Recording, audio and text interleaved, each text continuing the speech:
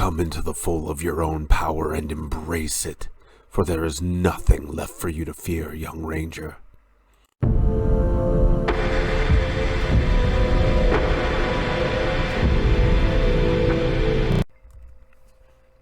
Hello everyone, and welcome back down here to the Gamer's Den with me, your host, Jordan, your master of lore and storyteller extraordinaire. And of course, we have the 4th level spells for the 1st edition Pathfinder Ranger, and we are going over Treant Monk's Switch Hitter build guide with little updates here and there to help bring it more up to date and everything.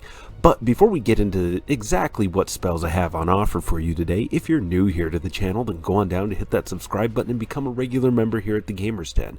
Or, if you've already subscribed and listed yourself on such a legendary roster, then go on down to hit that like button and share the video far and wide to help us grow ever further. But now, let's talk about some magic here.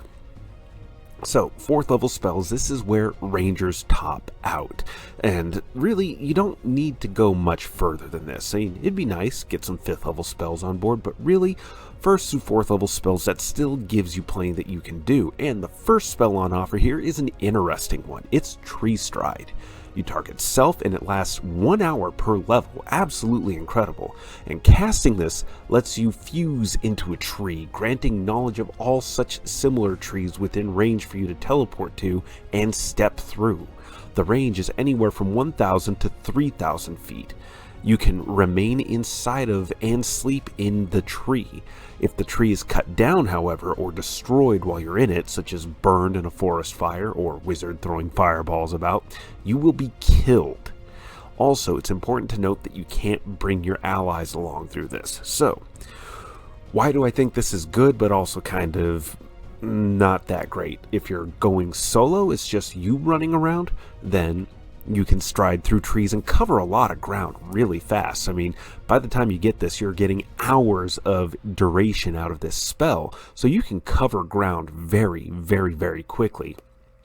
But you can't bring your animal companion with you. None of your allies can go with you. So if you're running as part of a team, and why wouldn't you be, you are going to be leaving them hanging. But as a means of keeping yourself safe, say you need to sleep for a while and you need to ensure that that rest goes uninterrupted, this spell can be handy for that. And there's probably some other interesting uses as well. Getting the drop on somebody using a very, very, very effective means of stealth that is going to essentially leave you undetectable.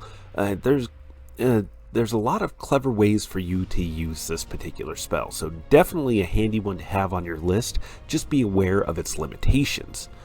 Now, the next spell I would recommend that you definitely pick up is Animal Growth. It's a medium range spell, 100 feet plus 10 feet for every caster level, and you target one animal, and this will last for 1 minute per level. The target animal doubles in its size and grows 8 times in its weight. This will change its size category up to the next category, so medium becomes large, large becomes huge, and this will give it a +8 strength bonus, a +4 constitution bonus, both based from its size, and it takes a -2 dexterity penalty, also because of its size. Any existing natural armor increases by 2. Now, this is what you're casting on your animal companion. This is a great buff to have on them. So this really, really multiplies and exaggerates their ability to help you deal damage in combat. And can you imagine throwing this down on a Tyrannosaurus Rex if you pick that as your animal companion? Absolutely ridiculous the amount of damage you'll be doing, and the fact that a Tyrannosaurus goes up to large size and then you're going to bump this up to huge, it's going to have massive reach and an incredible ability to just wreak havoc on the battlefield for anybody who's really silly enough to be in your way. And then the next spell and last spell that I would really recommend out of the 4th level spells is Freedom of Movement.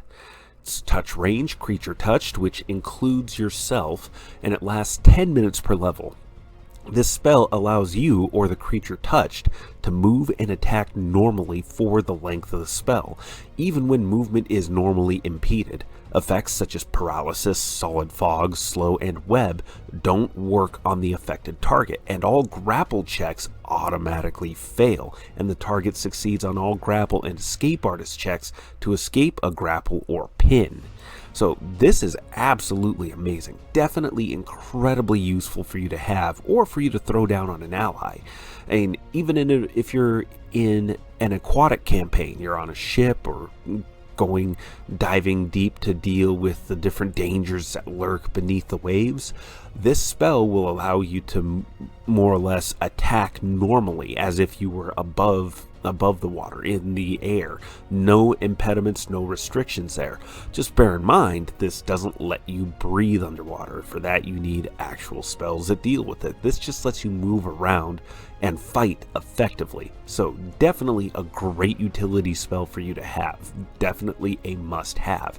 Now, there's only 3 spells on this list here for recommendations because 4th level spells, you don't really get a whole heck of a lot of them, and you're going to really want to try to maximize the benefit that you can peel out of your 4th level spells. So definitely think about it a little bit. Definitely try to have a couple of things on hand. Maybe consider just carrying a couple of scrolls around.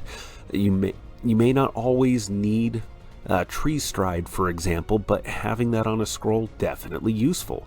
Freedom of movement and animal growth are definitely things you're going to use with some degree of regularity, which you end up depending on. Just depends on the situation at hand. Personally, I'd say freedom of movement more often than not, but animal growth, I mean, a +8 strength bonus and a +4 con bonus to your animal companion, and bumping it up a size category. Size category. I mean, that's huge. Literally, in some cases, that may actually just be huge. But what do you think? Go on down to the comments below and let me know your thoughts. Do you like this spell selection? It is rather paltry today. Are there any other spells that you might recommend?